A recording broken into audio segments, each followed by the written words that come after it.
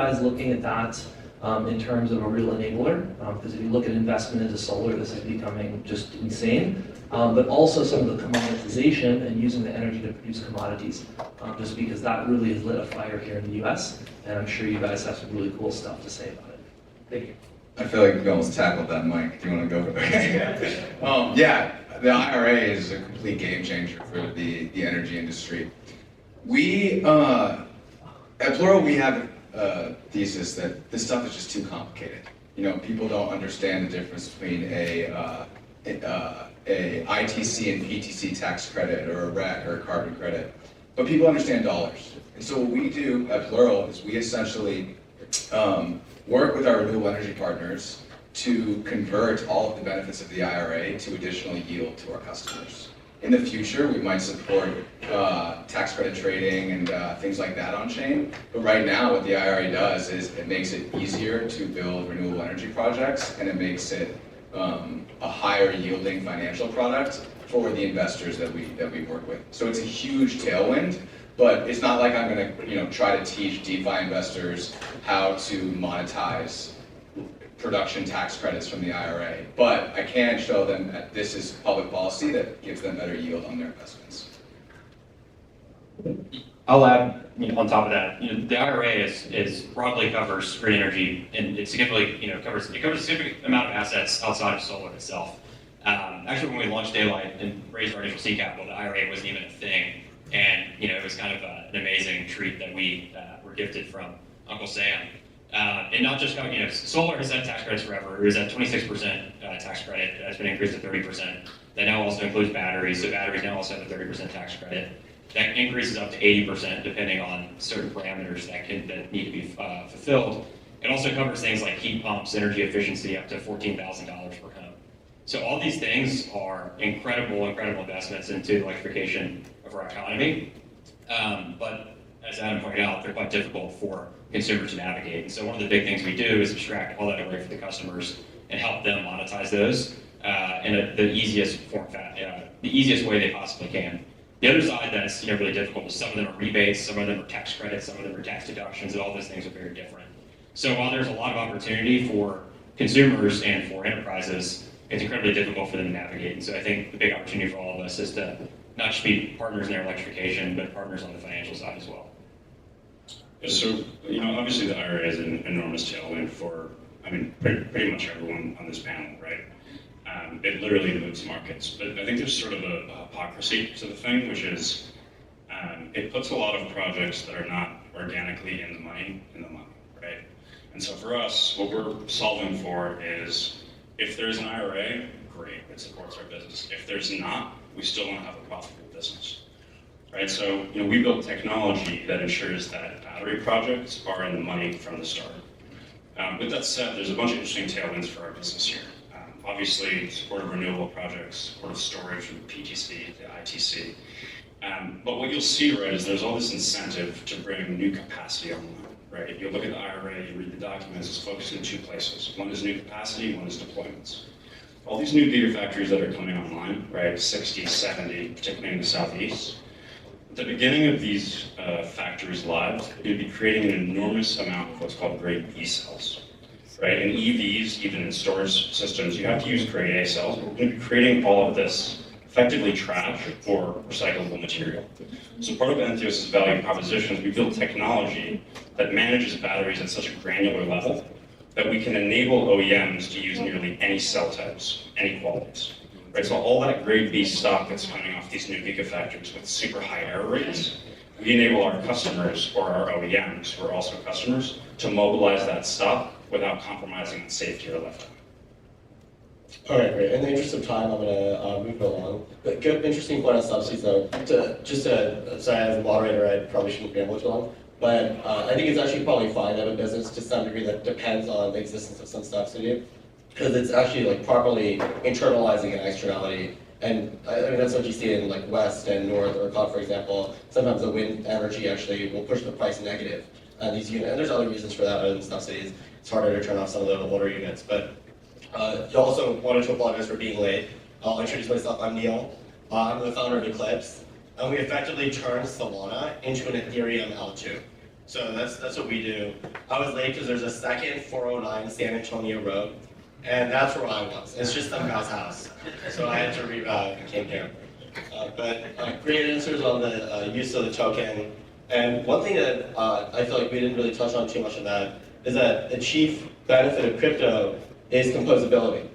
So how do you guys envision your projects composing with other DePINs or other primitives in the crypto ecosystem?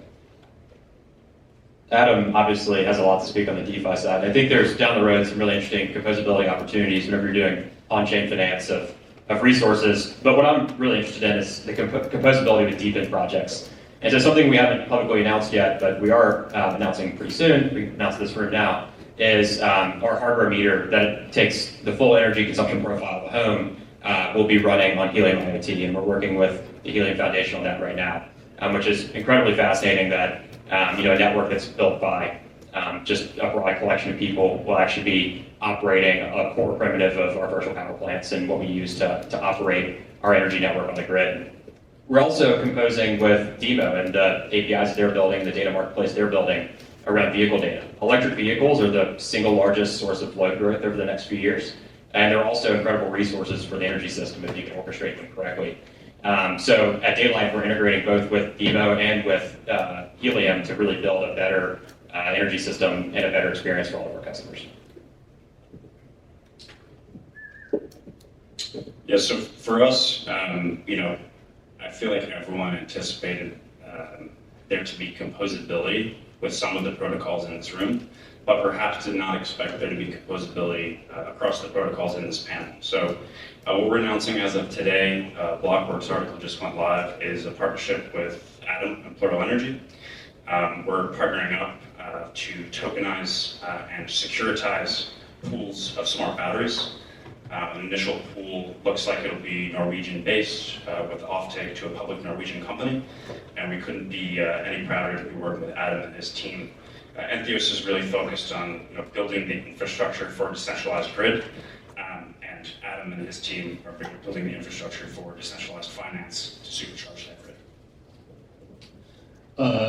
Yeah, so I will add some comment from the technical side. As the DePIN project, we put a lot of effort on the development. So the DePIN is quite heavy Web3 project. It's a full stack. So you need to understand the hardware, software, smart contract, the blockchain, the token economy.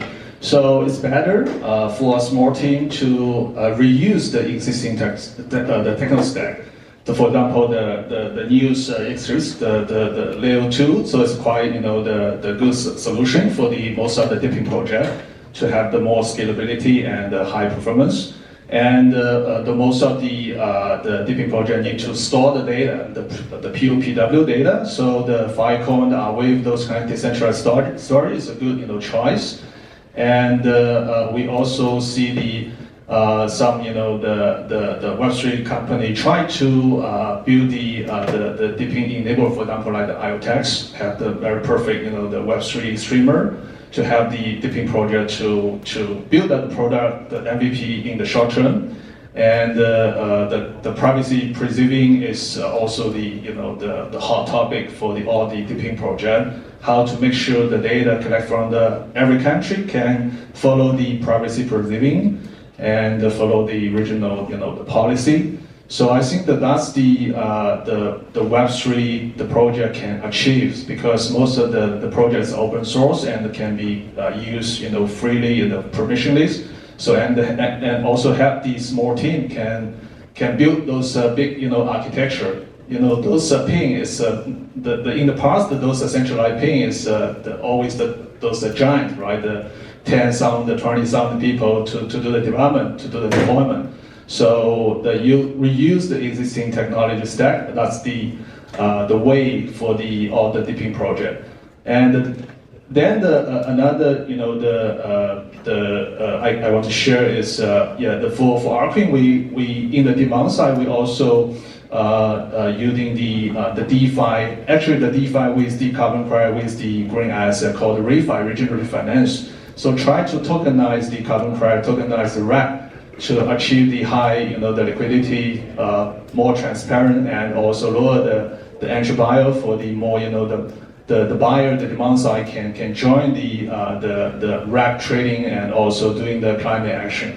So that's the way also to give us some the experience how to bootstrap the demand side, even when the supply side is not so mature, because in the traditional world the demand side always rely on the mature the supply side. So the Web3 sometimes can help to accelerate the demand side as well. Yeah, so that's the two comments I want to add.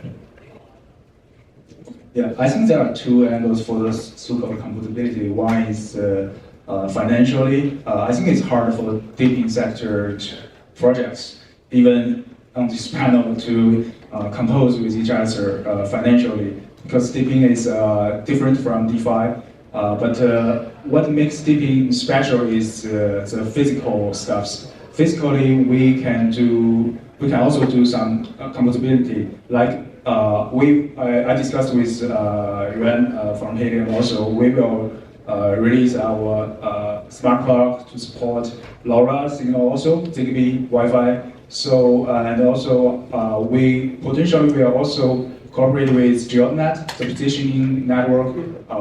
We are kind of like the connect HVAC, water heater, EV charger, as more energy resources as we can. So we need to make sure the energy resources is located in that position. So I think physically, DePIN projects can cooperate or integrate with each other. So that makes DePIN, I think, it's the main gate for the mass adoption of the Web3. That makes DePIN meaningful for the next Web3 cycle.